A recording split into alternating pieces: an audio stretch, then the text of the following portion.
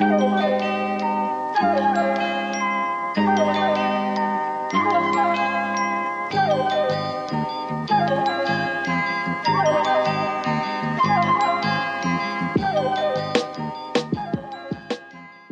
everyone, and welcome back to this free episode of TF. Sorry it's late. Sorry, I have been in Germany. Yeah, it's late, but it is free. So, you know, can you really complain? Exactly. Get what you pay for. That's what they say.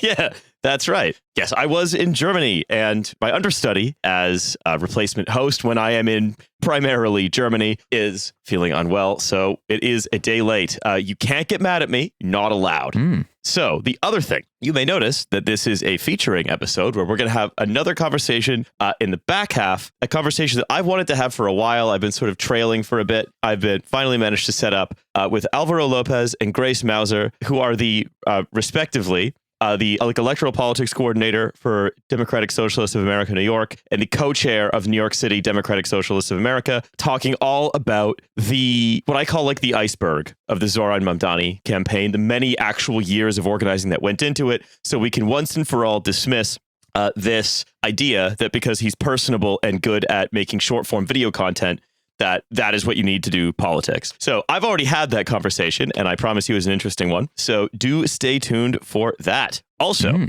another little bit of housekeeping. I have made the executive decision to talk about everything to do with Israel, the Samud flotilla, the crackdowns on rights of free expression, and in the aftermath of the attacks on the synagogue and on the mosque in next episode, where we'll be talking to Eleanor Penny about that. Yeah, so if you're looking for all that fun dessert stuff, you'll have to wait till Friday. Yes, that's right. But I actually wanted to talk about something very serious, which is, I don't know how to tell you this. Jordan Peterson is under spiritual attack. Oh, no. Not again. This keeps happening to this guy.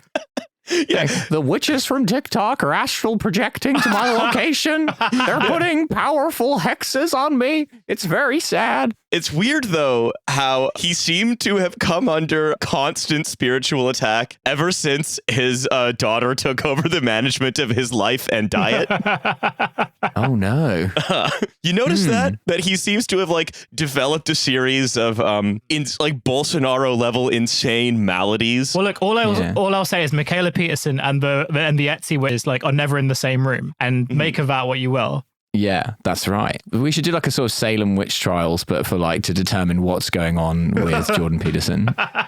Yeah, so Michaela Peterson says, to be honest, I think a lot of this is a spiritual attack. We're getting spiritually attacked. My newborn, Audrey, almost died of heart failure for no reason in June. Dad got sick as soon as he came to stay with us in July, and then needed a hospital and so on and so on. It's been one thing after another in an unworldly type of way. And it's like, all I'm saying is that maybe the get scurvy on purpose diet is causing him to become unwell. The woke moralists say that you're having your scars open up due to vitamin C deficiency isn't good for you. Well, I say up yours. All I'm going to say is that when Peterson does kick the can, which may be sooner rather than later by the sounds of it, I am looking forward to booking a flight to Toronto to have a little visit in the Jordan Peterson spa, which I imagine Michaela will be constructing in the aftermath of her father's death. The Jordan Peterson. Yes, quite. That's right. I was trying to sort of draw very begrudgingly towards a parallel between him and Captain Tom, only because I do feel like the running theme here is this girl boss who flew too close to the sun type of situation. The reason this came back to my attention was just I was having dinner with family recently, and I did think the thing that so often happens are just and they're the Jordan Peterson people, and so a cousin was just who's that? I was like, oh yeah, I forgot that there are people who just don't know who that is. Well, that's actually really fun. Well, that's really interesting because I don't know how old your cousin is, but this only works if I know how old your cousin is. So how old is your cousin? She, I think it's important that I say she. Yeah. Is 29. Oh, okay. All right, fine. Okay. So that actually ruined, because I was going to say that there was a moment of time where this was, because I was thinking back to that period of time where Jordan Peterson, where there was that big Jordan Peterson is influencing the youths and he's got this uncanny ability to reach young men and all that type of stuff. And it's just the young men now don't really sort of talk about him or know him, and Like, I think one of the sort of great tragedies of Jordan Peterson, if we are to sort of think about it in those terms, is that like he was this sort of like flash in the pan whose odor sort of lasted a lot longer than you'd expect, but like has sort of because of eating all that raw meat. That's right. But then like he sort of just became too weird for them. And then as the right just kind of like radicalized, I feel like, yeah, there's this real sort of sense of like he got discarded. And now like at best he's sort of seen as like that weird guy who can't stop crying and also like keeps going to the hospital. He keeps going to the hospital for like invented diseases.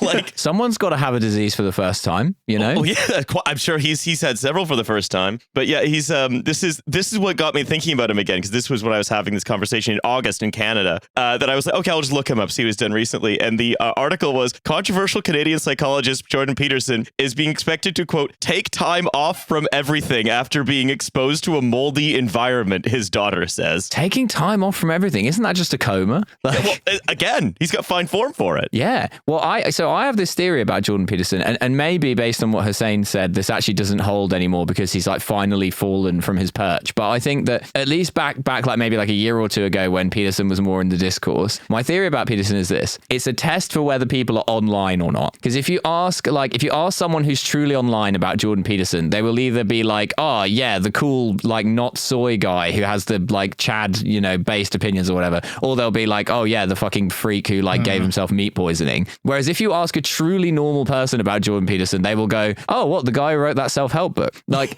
people, like normal people don't know that Jordan Peterson is weird. Mm-hmm. They've seen him in airport bookstores. Like they're just like, oh, the guy who wrote like the really normal, because the self-help book is like quite normal and they have no idea how insane he is. I don't know. I think the self-help book, I read some of it and there are definitely parts of it that like I remember that no one else seems to, but there's like that moment where like he wants to beat up a child, and then there's that moment where he writes like for a page about like he has this like really weird like sort of moment where he like is just like, I need to discipline this child by hitting him. And it's just very, very strangely written. And there's another part where like he cries because he sees a cat on like a ledge somewhere, and it's just like this is like a bit weird for a self-help book. Well, okay, let me revise my statement. Relatively normal by the standards of Jordan Peterson. What I was also going to say is that the new litmus test of deciding like who's online, truly online, and who isn't, is asking someone if they know who I Show Speed is. Yeah, or like, hey, do you believe yourself to be in a queue for a med bed? do you think you're getting your med bed care rationed? But no, this is like, he appears as though he got more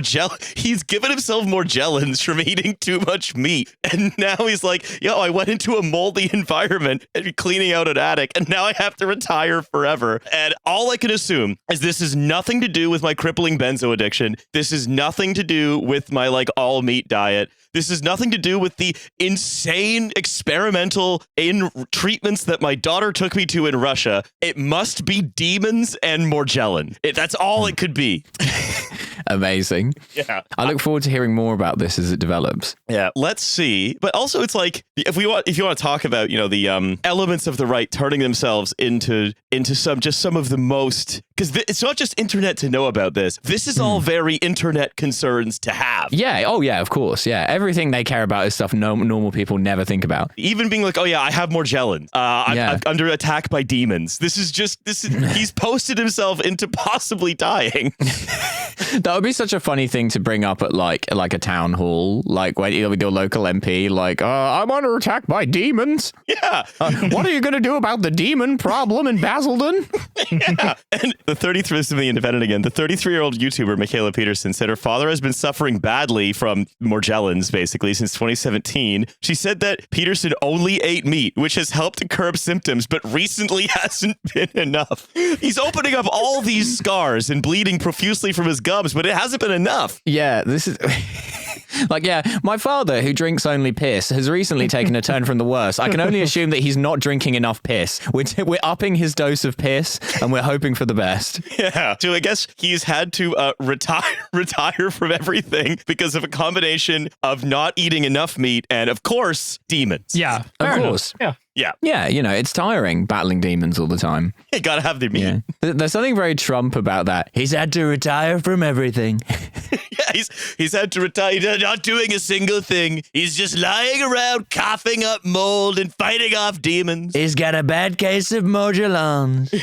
Yeah, we're gonna cure Morgellons in this administration. So the other thing I want to talk about before we get to the interview with Grace and Álvaro is another very important thing. I want you to both cast your mind, and you, the listener, as well. Right now, close your eyes. Take that mind, cast it back. Right. Cast it back about, I don't know, 8 or so months. So when it's casted, just let me know. Just say aloud, okay, Riley, I've done it. And then people on the bus or in the gym are going to be like, what are you talking about? Mm-hmm. Sam Altman partnered with Joni Ive. Now, Joni Ive, to remind you, was the famous product designer behind like the iPod, the original iPhone, the iMac. Like this is like the guy who invented all the Apple products that changed a lot of how people interact with computing. Mm-hmm. So OpenAI bought Joni Ive's design company, Loveform, for $6.5 billion. Or I guess maybe they just gave them some NVIDIA graphics cards. Like I don't know what they actually did. Well, sure. Yeah. I mean, that's as good as $6.5 billion, yeah, I think. Well, apparently. Stock in OpenAI, which is an intrinsically valuable company. They did this. They were like, all right, we need to launch a physical product. We need to launch an AI-enabled physical product. And also, it's going to solve all the problems of the modern age by not being a phone. Oh, thank God. Yeah, by not being a phone. Yeah. Because the problems of the modern age are all phone. Well, because all the problems are in my phone. Yeah. Or the problem is all kids are looking at their phones, they're looking at iPads, and so on and so on. We need to give a way for people to be constantly plugged into and cut off from the context around themselves, but without a screen, I guess is the problem. So we need like a big AI dummy.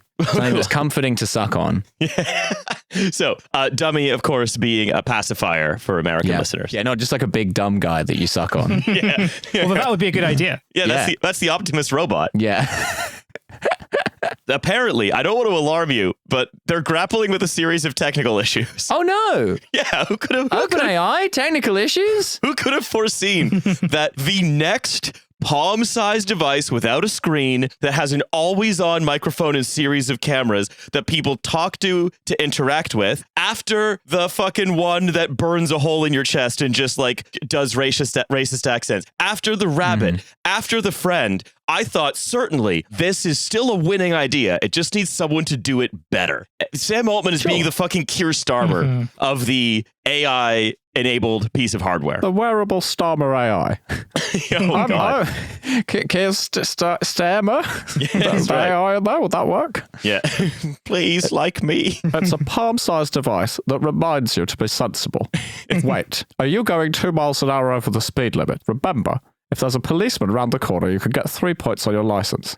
Yeah. Oh, I see you're deciding to protest the atrocities that the British government's involved in. Might I suggest that might be hurtful? Hurtful to me, to Keir Starmer. Yes, I would consider it a favour to me if you stayed home. Taking your Keir Starmer AI like palm tablet thing to the Palestine protests, and it's just like he's just quietly from your pocket going, I disagree with this. I don't think this is British or in good taste. Anyway, yeah, astonishingly, the palm-sized device without a screen that takes audio and visual cues from physical environments and responds to users' requests. This thing we've seen people try to make, I think 4 times now. What do you know? They haven't yet solved the critical problems that caused all of the other attempts at making this to be just completely worthless. Now, how would we characterize the main problem with this? Is the main problem with this that I don't understand what the fuck it's even supposed to be? Is that sort of problem 1? Yes, that's a big one. The other issue is, I like that the FT has reported this, despite having hardware developed by Ive and his team, obstacles remain in the device's software and the infrastructure needed to power it. Obstacles remain. Yes, I think Milo, you've correctly pointed out, the issue is that this is something that they're doing to justify their valuation, not something that they're doing to solve a problem. The problem they're solving is we need to justify our enormous valuation with any product. Yeah. And when you understand it in those terms, suddenly it makes a lot more sense. Well, quite. Maybe actually these guys aren't so dumb after all. They're just trying to solve a problem with their investors, not a problem with the customers. Oh, heavens no. Now I'm on board. These include deciding on the assistant's quote-unquote personality, which we've seen before with the friend, privacy issues, and budgeting for the enormous computing power needed to run OpenAI's models on a mass consumer device. That's a problem they love to have every time. Yeah. With whatever project it is. Yeah, well, I mean, like a good thing about, if you have the ambition to sort of roll out a technology that is supposed to sort of operate in every facet of everyone's life, my thinking would be it would be a sort of good place to start to figure out how much power you would need to actually do that. But that feels like something that we can just that can just be an afterthought. And now having to sort of deal with you need a lot of energy. Like you need a lot of extension cables to be able to run this thing. Yeah. If I want to wear this as because we remember the wearable device initially, the what's it called, the humane pin, right? In order to power it, you needed to wear a battery pack that burned you. Yeah, great. Like what's this solution here? Are you just going to have like a steam engine on a backpack? Is that what we're going to do? Starboard AI is simple. You wear this diesel generator. It plugs in safely to the diesel generator backpack. And all you have to do is stop off at Texaco or BP to fill up every few hours. We recommend if you're wearing the Starmer AI to stay out of enclosed spaces for more than a few minutes. The Starmer AI is not compliant with you, Les. You try to walk into London and you just get turned around. Yeah, I'm having to become Captain Gatso because of my Starmer AI. So compute is a huge factor for the delay, said one person close to IVE. Amazon has the compute for an Alexa, so does Google for its home device, but OpenAI is struggling to get enough compute for ChatGPT, let alone an AI device, and they need to fix that first. That's the other thing I want to segue into here. Recently, some research has been released by Global Action Plan and Foxglove, which are environmental charities, that if the UK is planning to build 100 data centers, right? Building only 10 of them erases all of the gains from changing over from every electric vehicle switched to from the fullness of time to now. Great. Okay, well, that's really good. I'm really pleased that that's all worth it. But what they haven't factored in, though, is all the savings that will be made by all of the large old ladies dropping boulders onto glass bridges. Well, yes, and all of the sensible fiscal decisions people will make with a Starmer AI in their pocket. That's right. Do you really need to make this journey? Could you just stay at home and maybe eat a chickpea-based meal? But don't stay at home. Patronize a local business. Why not go to Pret today? Starmer SpawnCon? Yeah. He's like clearly reading off a page. Have you considered popping down to Screwfix? We've got a fantastic range of fixings. Blue Chew is the #1 source for men who want to go extra rounds. Things in the coming years in the economy are going to be hard, but not as hard as I am after taking these Blue Chew pills. oh boy, will my wife be getting a seeing to this evening? But yeah, okay, congratulations. This thing is worth $500 billion. It seems like in order to power its non-product, not just this, but every other non-product they have, it's just about taking any greenhouse gas emissions progress backwards by decades. And what we have for it is we're trying the Friend again. We're doing a fucking PlayStation Portable or Nokia N-Gage, a 2007 Palm Pilot. This thing that has never fucking worked. Never worked. Toby doesn't have to write his own emails anymore. Yeah. Because he can just go hit reply with ChatGPT. Yeah. But then now you can just do that with your little thing, I guess, that you either wear or carry. I don't fucking know. What is this thing even supposed to look like? Is it just a ball that listens to everything around you all the time? It should hover next to you.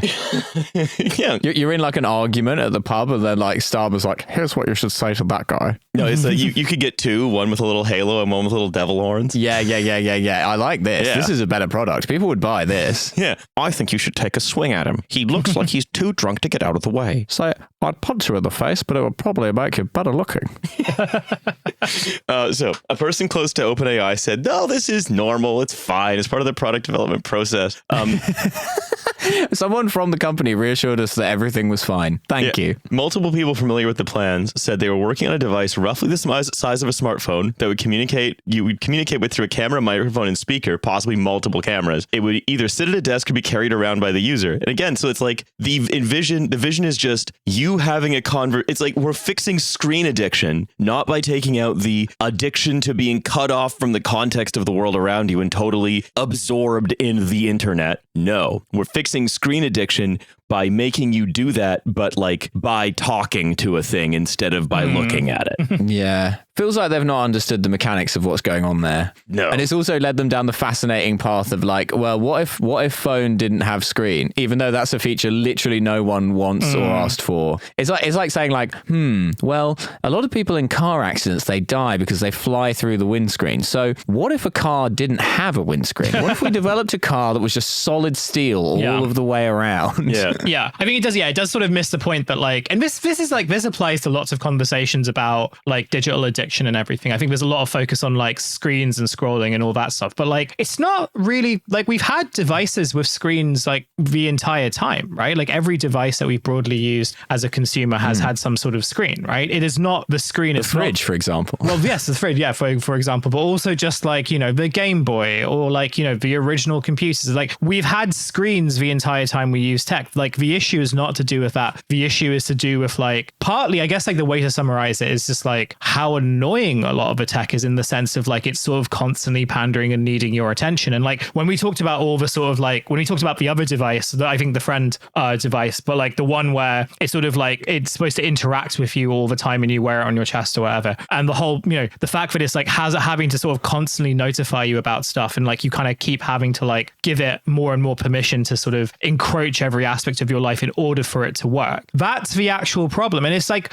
one that, you know, it getting rid of the screen is not going to solve that broader problem, which is that like in order for this technology to kind of be perceived as valuable, it needs to permeate into every aspect of an individual's life. And in more and more invasive ways, because what it's actually doing and what its actual purpose is to like collect and monetize like as much data as possible. And like the web, this is supposed to do that. It's supposed to do that in a much more like invasive way. And it's amazing how it's like, this is the point that like the tech guys don't understand because they just live in a very, very different world to like the people that they are supposed to be selling products to. And they do address that, right? Well, they do address that. They say, okay, well, here's the problems we think we have to solve, right? Which, again, this also shows they are living in a very different world. The problem they say they have to solve is, number one, they have to solve the problem with ChatGPT where it never knows how to end conversations. It just tries to keep you interacting with it forever. So they have to solve a fundamental problem with large language models generally. Number one, easy, right? So this issue is ensuring that the device only chimes in when it's useful, preventing it from talking too much or not knowing to finish the conversation. Great. Perfect. So unsolvable problem. Perfect. Secondly, they're recognizing that other smart speakers like Amazon Echo or with Alexa or like Apple Siri, they're like not very good. And so their plan is to say, we're going to do Siri, but better. Yeah, no one's ever thought to just do it better, obviously. Yeah. So the concept is that you should have a friend who's a computer who isn't your weird AI girlfriend, like Siri but better, said one person who was briefed on the plans, with OpenAI looking for ways to be, quote, accessible but not intrusive. Another person said, model personality is a hard thing to balance. It can't be too sycophantic, not too direct or helpful, but doesn't keep talking in a feedback loop. And again, what that sounds to me, that's a fundamental problem that nobody's been able to solve because it's a problem that's inherent to trying to cram a large language model into like a little necklace that you wear that talks to you all the time, because that's crazy. That's an insane thing to do. You're saying it has to solve every problem that currently exists with, number one, its various form factors, which has never been resolved, talking assistants in general, and the AI-based hardware in general, and fucking large language models in general. If you solve all of those problems, then yes, this might conceivably be useful for something, but I don't like if you go to someone, right, in like 2002 and you explained what a smartphone would be, right? I think they would get it. They would understand, oh wow, it's like I could go on the internet anywhere and I could we have multiple applications because the screen is able to change the context of how I interact with any particular piece of software. I think the implications of that would be quite clear, which is not just that, you know, you're going to have the world's most important application, which is of course the beer app that lets you simulate drinking a beer. Dude, I can watch Limp Bizkit's Rolling anywhere. Yeah, well, yes, quite. But you could see, I could see how that like enables new ways of interacting with information. I don't see how this enables new ways of interacting with information other than just, well, what if OpenAI was involved? Yeah. It feels like, well, it's like so many of the things we talk about on this show. It's solving a problem that does not exist by creating a bunch of new problems that are worse. Thank goodness someone's finally doing it. Yeah, what if, you know how you all want to use a phone with no screen? What? No. Well, what we've done is we've created a phone with no screen that spies on you all the time and it interrupts you and it doesn't work. And for some reason, it's Keir Starmer. And you're like, what? And they're like, bye. Yeah, why have you done this? Oh, you've already gone. I see you've already gone. It's also evaporated all of the drinking water on Earth. Anyway, have fun. And all you need to wear is this diesel motor in order to power it. It's perfect. Yes. No notes. Yep. Excellent. Cannot wait to buy this particular product. I want to credit, I think Ed Zitron was the one who compared it to the N-Gage. So thank you, Ed, for that very apt comparison. The thing is, though, the Nokia N-Gage is so much better than this. The Nokia N-Gage was at least an attempt to solve some kind of real, like, consumer desire. Yeah, it was an attempt at a smartphone without understanding the changes to the current cell phone technology that would be required to enable something like a smartphone. But they were going in a direction, as opposed to being like, okay, we've got all this money, like we have all these large language models, we got to do something with them. Like, I don't think Nokia suffered from that problem. Yeah, the Nokia N-Gage was like, you know, it was like Betamax. It was like an attempt that failed, but at something which ultimately went on to exist. Whereas this is like, what? Sorry, you're doing what? With this? In this way? Okay, all right. No criticism implied of Ed Zitron. I'm just saying he could have gone further. I welcome Ed's comment. I don't welcome Ed's comment. He's against the future, which is artificial intelligence and data centers. Yeah, that's right. Stop being such a Luddite, Ed. Yeah. Ed Zitron, I, Keir Starmer, I go so far as to say I resent it, that you're doing down the UK's brilliant future as a large data center. We're all going to be data one day. Anyway, I'm going to throw to myself in the past future with Grace and Álvaro. That's the other podcast we do, Past Future. Yeah. Hello, welcome to Past Future, the podcast where it's the past. Man, so I'm going to throw to myself in the future past future. We're going to talk to them, and then we'll see you in however long that edit turns into.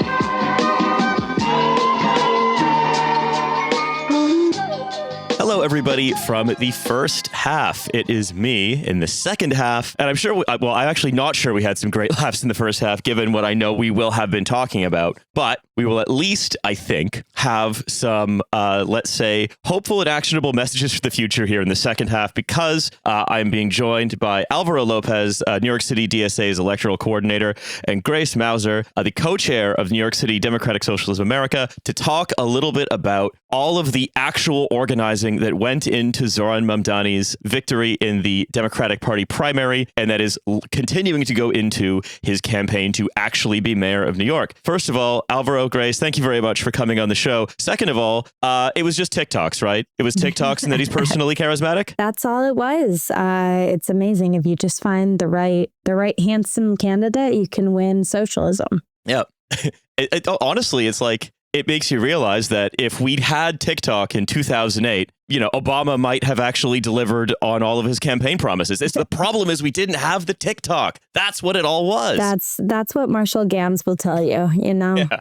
No, so I wanted to have you guys on. I've been wanting to have this particular conversation for a while because, you know, we've been following the Zoran story with some interest from over here. Largely because he came into politics with the kind of message that we think excites people and makes them hopeful for the future and that could actually make their lives better. And we've been missing that for a while over here. Recently, we have, of course, had the rise of a new Green Party leader, Zach Polanski, who is, I would say, similarly sort of concentrating that left populist energy around him. And I guess what I wanted to do is have that conversation about the conventional wisdom that seemed to have sunk in across politics in the English-speaking world, which is that Zoran Mamdani basically TikToked his way into winning the Democratic Party primary in New York and will continue to TikTok his way into Gracie Mansion. So can you just, between the two of you, just address a little bit of like, so what is that theory of change that people seem to have and how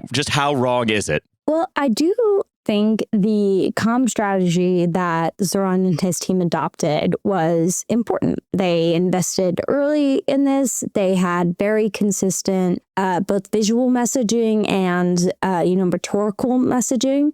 But two things I think a lot of the coverage misses. One is the importance of the actual message, of course, right? If you had a really slick, cool, fun video, but it was talking about how we really need to think more about small landlords and their struggles, I don't think that would have taken off quite as much. So the message about affordability. I was just going to jump in and say it seems like that's the Andrew Cuomo approach, right? Well, which is I just have to make TikToks about small landlords. Yeah, he's trying, although he also lacks a lot of charisma, I would say. And then the other piece, and Álvaro can expand more on this, is that once someone saw these videos, once someone was inspired or interested and ready to do something about it, there was a huge and robust field apparatus that was able to absorb them. So you could very easily go from seeing a video on TikTok or on Instagram or later on a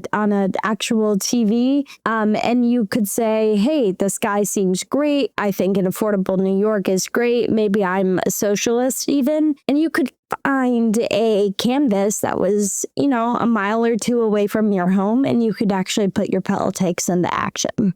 Yeah, for sure. I think that, I would say one thing about Zoran's mass communications, what was really good about it was just how simple it was and how it was such a positive vision that millions of people can identify with, in terms of just how things are so out of place, and out of price, things were for us, whether the prices of eggs or just how we can afford to have children. And I think it was just saying it in a way where it wasn't just kind of this sucks, but more just join this movement to change it. And oftentimes progressives are, position themselves as kind of these saviors. But as Grace mentioned, we positioned it in a way of saying that we're building this movement. Come join us, and it's going to be fun. And we're going to be able to organize our neighborhoods, and you can plug into 50 different canvases all across the city to get to know your neighbors while we talk socialist politics and, class politics at the doors. So I think that the mass comms was very important. He is handsome. He does communicate well. We'd be foolish not to put him in front of a camera, but fundamentally it also comes from him Zoran being a great organizer, coming from an experience of running different elections and helping New York City DSA's electoral project. So there's a lot that goes that's in there as well. Yeah. So I think also for sort of more international listeners, can we just talk a little bit more about the relationship between the organizing machine of the DSA and the Zoran Mamdani campaign? Because I think it's easy to imagine, this guy just started running, decided to have socialist messaging and good TikToks, got a good team around him, and then bam, there he is. But there is actually this very long, years-long process to get the machine ready to actually make this happen. So if you could talk a little more about that relationship, that would be great. Absolutely. It really goes back to 2017, which is when Zoran joined DSA and became active in our electoral strategy. So like many American leftists, DSA was energized and revitalized by Bernie Sanders' campaign, and then, of course, angered and galvanized by the election of Donald Trump in 2016. So in 2017, New York City DSA put its electoral strategy based on the idea that we could identify candidates and really run robust field programs into action. And Zoran was the field director. He was first a field organizer and then a field director on one of those campaigns, on a city council member candidate's campaign named Hadar El Yatim. That campaign lost, but Zoran was, I think, brought into the theory of change that was really built on door knocking and conversations with regular New Yorkers about the issues that affect their lives. A couple of years later, in 2019, and in 2020, Zoran ran for assembly. He was part of a recruited DSA slate in 2020. We won his race, of course, along with with 4 other state legislators' races that helped us create the Socialist in Office Committee. And then from there, Zoran was very deeply embedded in DSA, both in our co-governance project and how we actually navigate the legislature with a mass organization and with individual electeds, and in our electoral and field work, how we build campaigns that are really founded on canvassing. But the ethos of those campaigns is that we don't gatekeep the skills you need to actually make a campaign run. So anyone can door knock, of course, but we also believe that anyone with the time and interest should be let into strategic decisions, both in the realm of field, like where are we canvassing, what are we saying to them. We also try to open up comms strategy making. How are we talking about these things? Where are we placing social media? How are we branding ourselves? Fundraising, political questions. We really try not to gatekeep these skills, and that is how you scale up. Doing that iteratively from 2017 to 2025 is how you have enough people with enough skills to scale up to win an election across the whole of New York City. Yeah, because one of the things that strikes me about what you've described, the actual process you've described of building the people who make a campaign infrastructure, is just how different this is to conventional wisdom of how you run a political campaign. I mean, if you would ask your standard Democratic Party person, they'd be like, well, you pay 7 figures to a consulting firm run by my cousin, and that consulting firm then just does all this thinking for you, and then your volunteers, they should just be happy to be there. You give them the script, but it's very rigid hierarchies. It's very closed, and it's based on almost like a priestly class with professional knowledge that has just only, I guess by coincidence, has utterly eaten shit every time it's been deployed. And if you want to compare it to a more British experience, then we think of this kind of thing as like dark arts, right? Where you almost hate your own volunteers. You try to avoid working with them as much as possible, and you hope to get elected just by maintaining friendly relationships with journalists who you will just give briefings to, and then sort of constantly sabotage one another. Again, another strategy that eats shit every time it's been tried, right? It is remarkably refreshing to sort of think about how there is actually an alternative to either another 25 million pounds to, someone's cousin, or another sort of series of backstabbing press releases to the Murdoch owned media. Yeah, I mean, I would love Álvaro to talk more about how we spread out those skills and scaled up those skills in practice. I'll just say quickly that the professional political class has an interest in making sure you think those skills are dark arts, right? Like, are these kind of difficult, somewhat complicated, maybe like a little scary set of skills that a regular person cannot and does not want to access. And our campaigns are built on the idea that actually most people can do this shit.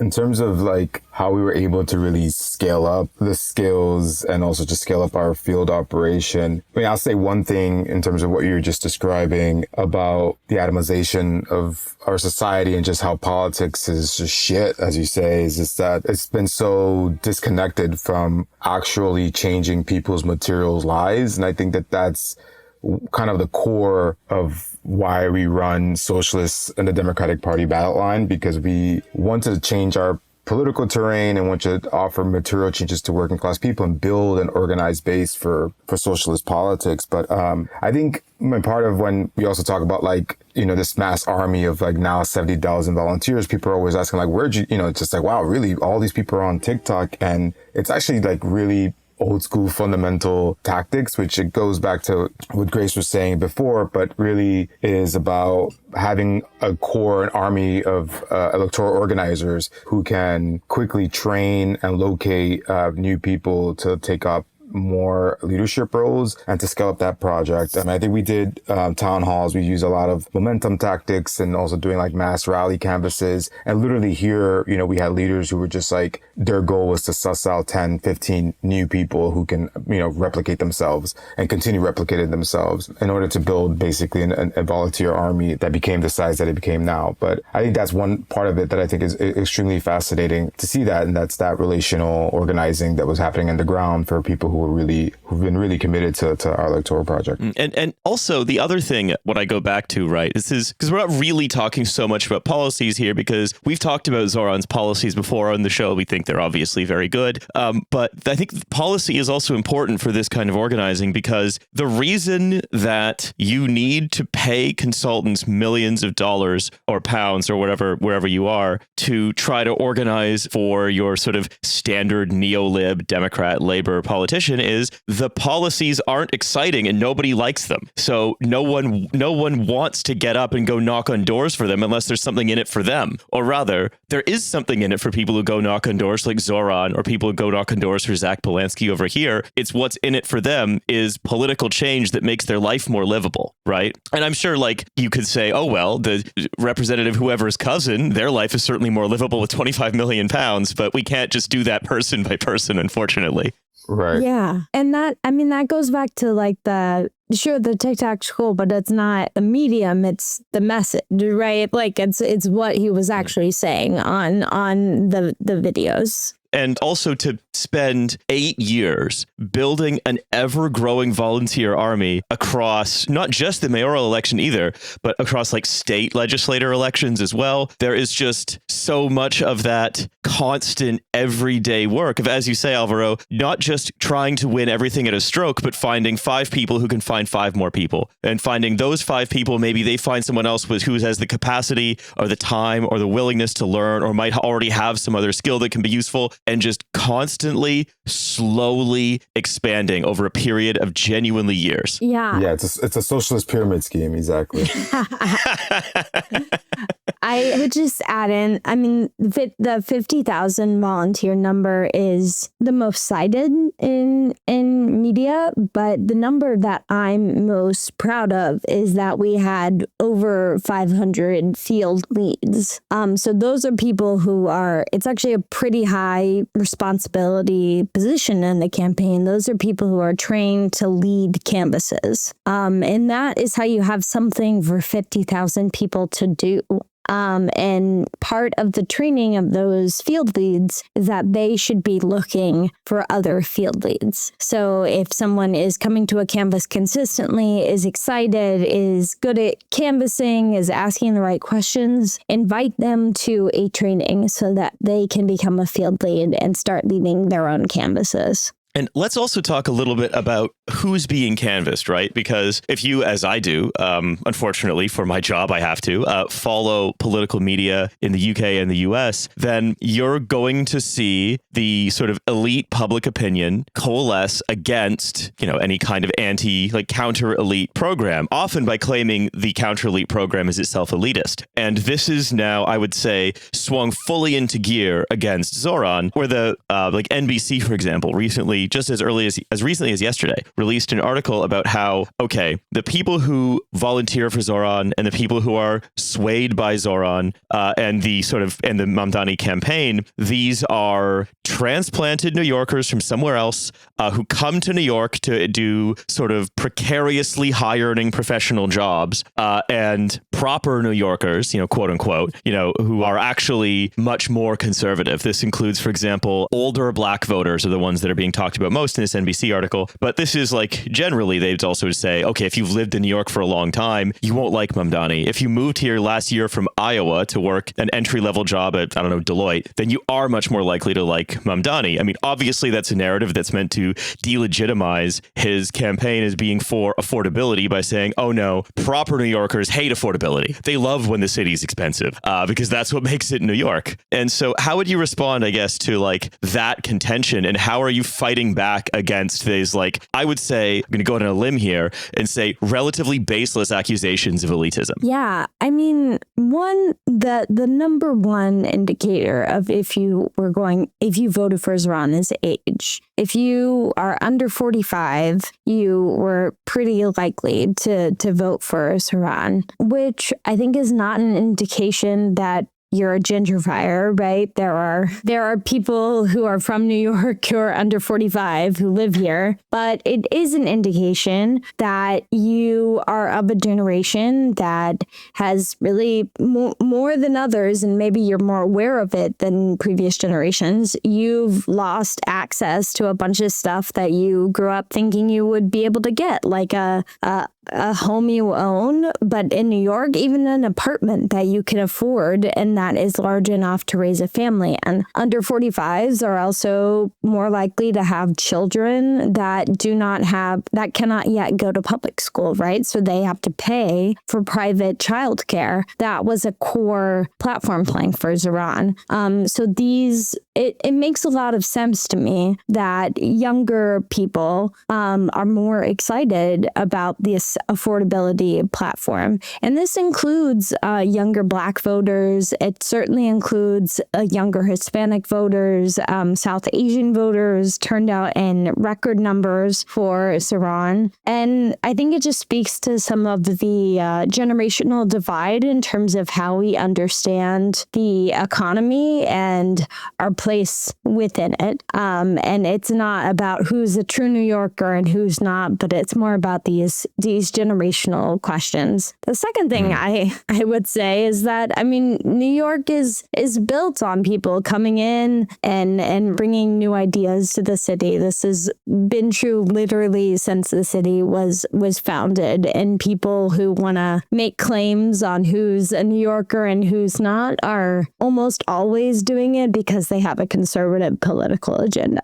Yeah, well, quite. I mean, it's the moment anyone talks about, I think, the sort of emotional commitments of proper people, whether it's proper English people, proper New Yorkers, proper whatever, to some kind of regressive or hierarchical system, then inevitably you can dismiss them as an utter charlatan and just pay no attention to them except to direct mockery at them. I mean, the person I'm thinking of here is quoted in this NBC article is Bradley Tusk, who ran former New York Mayor Michael Bloomberg's 2009 re-election campaign. So definitely an unbiased source here. But he says, if socialism and far left-wing politics is about helping the poor don't feel that way about Zoran. The reality is Zoran's agenda and politics are extremely appealing to young, upwardly mobile New Yorkers who are newer to the city and worried about their ability to stay here and like the idea of someone like Zoran disrupting the system. And again, it's like what I think Tusk is doing is something that we're very familiar with in Britain, which is that insinuating that actually it's more working class to have been born in the 50s or 60s and more elite to have been born in the late 80s or 90s, right? That's a rich decade because you have iPhones and avocados and the cultural markers of youth, and that proper working class landlords were all born in the 1960s. And it's almost jarring to see that deployed outside of the UK. But yet he is certainly doing that here. And again, if you look at what he's saying closely, what he's saying, they've just come here and they're concerned about staying. Boo-hoo. And it's like, well, hang on. Everyone comes somewhere at some point. And why shouldn't they be able to stay? Yeah, exactly. And I mean, coming from Tusk, who is a multi-millionaire and a venture capitalist, critiquing people who make, 75 to 120,000 in New York, which is in the city is middle class and can be hard to afford in many ways, is absurd. I'd also just jump in. It's so frustrating to hear these big neoliberals talk about how after decades of lowering expectations, of gutting social safety net and like everything that the government, hollowing out government capacity, then to say that like, look at the poor people who are not taking the risk to like vote for a democratic socialist. It's like, yeah, these are the folks who have the most to risk, who are trying to protect their livelihood, and it will be probably the most challenging to like win over to like a bigger problem, a bigger project. This is not something that just relates to New York City. This is something you see in London as well, in England, on like, all these left parties where a lot of their base is in like the PMC class or like the professional class. And we are, our goal is to actually, have a big coalition and a big party, but like, it's just so frustrating when they try to take these political talking points into something that's just about, cultural narratives, or just like, who's living where and who's buying what type of ice cream or something. I mean, this is also goes back to, I think what you were talking about, right, is you were talking about brick by brick building an actual big tent, because it's not just that it's not just young professionals turning out for Zoran. And it's not just young white professionals turning out for Zoran. That's just what Bradley Tusk wants you to think. That the people turning out from Zoran are more likely to be young. They're also more likely to not have as many assets as well, right? That's a huge dividing line here and as well. And that what you've done is you've actually have created a big tent. It's just that the common sense definition of big tent on somewhere like NBC is that it must incorporate conservatives, as opposed to it must incorporate lots of people of varying demographics who might not have every interest aligned, but all of whom are being hammered by the same thing, like affordability, right? You actually do create a big tent. It's just you don't create a big tent that includes Bradley Tusk. And NBC, or in our case, like The Guardian or The Times or whatever, are unwilling to understand that there is a big tent for progressive politics in some way. It does not and cannot ever include them. Yeah, I think that's exactly right. I mean, we see not only in America, but in countries across Europe, across the world, that one of the reasons that Democrats, that the establishment, center left moderates have been failing and losing ground is that they're trying to triangulate to this kind of made up person that wants to have this big tent that you're talking about, where they are like interested in fascism, but only the correct amount of fascism. And I mean, I think a perfect example of that actually was after the marches of the far right in London a few weeks ago, where Labour released, where Keir Starmer released a graphic that was like, oh, well, the far right talks about deporting people, but I've actually deported people. And it's like, well, if someone wants to deport people, if they hate immigrants, there's a whole party, there's a whole wing that is actually fully embracing fascism. So there's no need to triangulate with like the correct amount of fascism to appeal to that person. So we in America, and I know the left across Europe too, is rejecting that type of exclusionary politics that some people are calling Big Ten, but is actually in many ways premised on, leaving out certain demographics that are deemed politically toxic by consultants and by media pundits. And we're embracing an inclusionary politics that's grounded in a material reality, in affordability, and things that are getting harder, but that we know that the government actually can fix, and we're demanding that they do so. But we can do that without excluding immigrants, without excluding trans people, without, buying into racist ideology. And we're demonstrating that. I think the rise of the far left in America and in Europe will hopefully show that you can embrace material politics that affect a wide swath of classes and demographics without casting anyone out. Yeah, or rather, casting only the people out who are demanding in bad faith to be in, I'd say.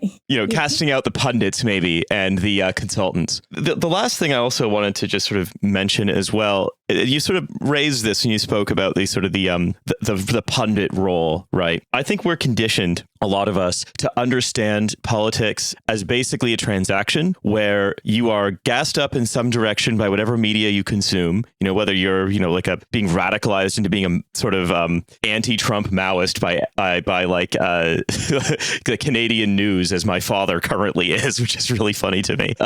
Or whether you're, constantly being sort of terrified by Fox or whatever, you understand politics fundamentally as something you get from pundits and political leaders, and then you weigh up what you prefer and you go pull the lever sort of once every X years, right? And to think of politics like that is to cede all opportunity for entrepreneurship to people who will cynically demand to be in your big tent, right? That the big tent must include them, me, the pundit, the consultant, the person who largely benefits from things being as they are, or for changes to benefit the people who are already in power. And I think what we've outlined here, right, the thinking about not just Zoran, the media personality, which ultimately leads to people saying, wow, what a great media personality. He's so good at politics, because look at how great his media personality is. Not to say, by the way, that he isn't, because he's actually very talented at that. But that in order to try to build a big tent that doesn't include, Tusk, for example, Bradley Tusk, you can't just think of politics as this transactional relationship with whatever newspaper you read or TV channel you watch or political leader that you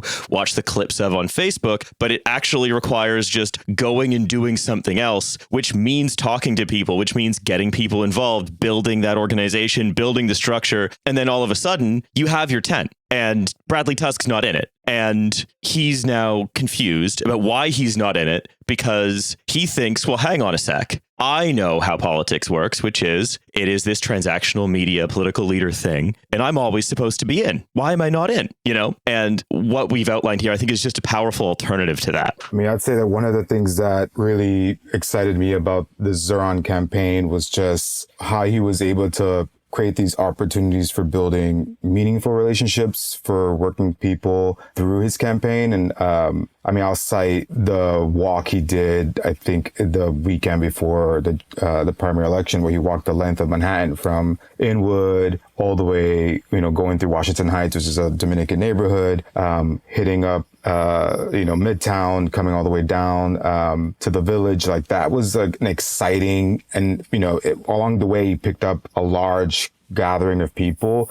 This is politics in a way that hadn't been seen since like John Lindsay did that in the 60s. And it was a way that really made people a part of the spectacle. It made people a part of, like, even in a small scale, as there were parts of other people's TikToks, but they were behind the scenes and they were part of this bigger movement that was about to make history. I'll say another one, and this one is I'm not that big of a fan of, but the scavenger hunt, just because I don't really know what a scavenger hunt is, but I saw what it brought and I saw what it did and how many people came out to it and how a lot of people were going to parts of New York City that they would never have gone to, with people they would never have been with, simply through the campaign who organized the scavenger hunt to as a way to show appreciation to the volunteers. But I mean, I'm saying these things because I think this is an example of not transactional relationships, but building meaningful relationships, which is all the foundations of long-term organizing and long-term base building for any type of political project, but specifically a project that's like ours, that's built on collective power and collective capacity. Yeah. And I'll add that, I mean, people like Tusk, people who are, have built careers or reputations on their political acumen, want us to see politics as a sport, right? They want us to consume it as something on TV that we interact with, maybe once or twice a year, maybe less when we go to vote, and then we just watch and see what happens. But we are not ourselves players in this sport. That's for professionals. And they benefit greatly from that. And so they are very threatened when there are projects that build in things like Álvaro was talking about, that build long-term relationships where people feel empowered, where people are connecting and continuing to inspire each other, so that we're doing politics not once or twice a year when we go to vote or even when we mobilize to canvass, but we are enacting applying those principles in our workplaces,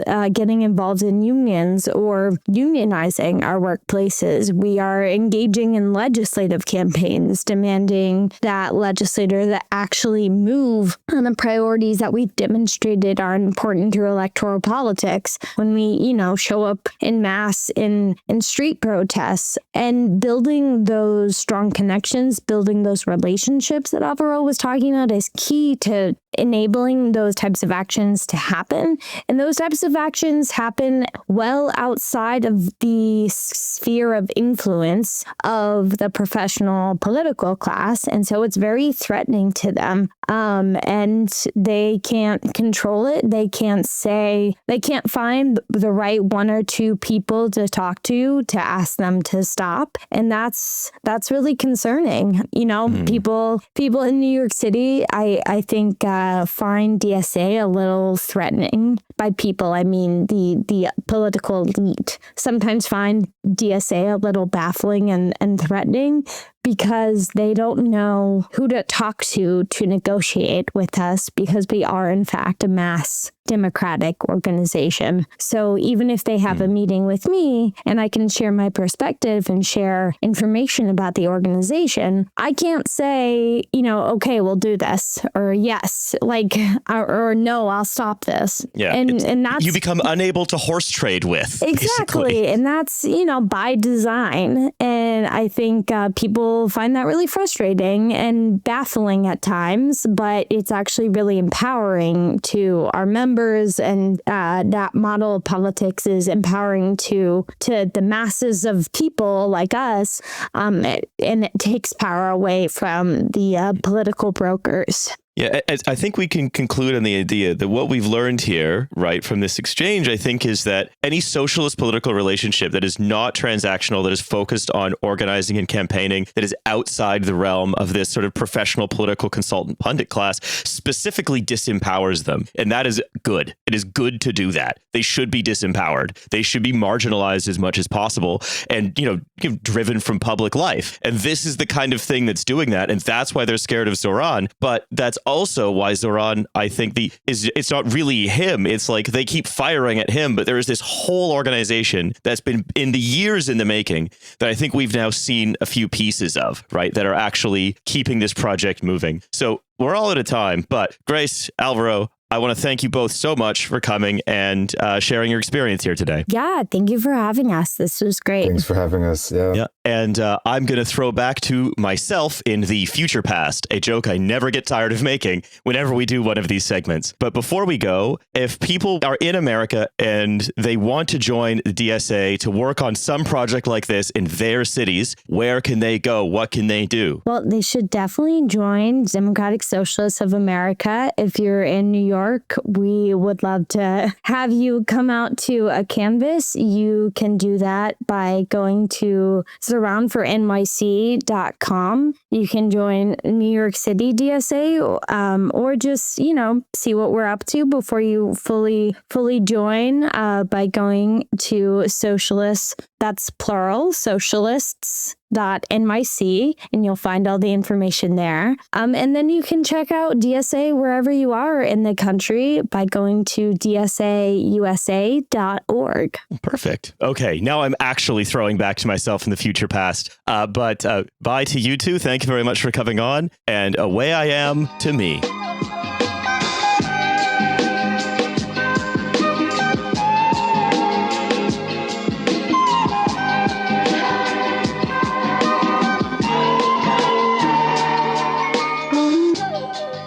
What a fantastic segment. I hope you remember 40 minutes ago. That's what Milo was talking about, because otherwise you would be pretty bewildered. Yeah. Little peek behind the curtain of how this podcast is put together. When one of those segments gets edited in, the rest of us, we do sit here in silence for 40 minutes and we wait for it to finish. Yeah. And we're not allowed to speak because if we say anything, it will come out on the recording. Yeah, that's right. I put swords of Damocles over all of them. There's a new wearable technology, the sword of Damocles. It keeps you motivated. Yeah, exactly. Look, I want to thank everybody for listening to the show. Remind you that we have a Patreon, but also remind you that you should, if you want to support the candidacy of Zoran Mamdani, obviously, in New York, you can volunteer with the DSA who are going to be canvassing for him. Or if you would like to support the emergence of a Zoran-like figure in other cities around America, there are also going to be opportunities to join the DSAs, those chapters there. That's all going to be linked in the show notes. Anyway, thank you very much, everybody, for listening once again. Milo, do you have some cities to rattle off? Oh, yeah, I do. This week, if you're listening to this the day it comes out, then tomorrow, Thursday, I'm going to be in Brighton. It's so important that you buy tickets for that if you're in Brighton. I cannot stress that enough. That normally sells out, and for some reason this time it is not so good. We're not having so many problems in other cities. We've got Southampton, Sheffield, Leeds, Liverpool, Manchester, Edinburgh, Glasgow, Brighton, Bath and Birmingham, I think are the others. I might be missing one or two, but all of the dates are on my website. Go over there. It's in the show notes. MiloWebbers.co.uk. Come along and see the show. It's been fun. The shows so far have been really good. It's been nice to see people from the pod. So yeah, see you there. Lovely. All right. Bye, everybody. Lovely. Bye. Bye.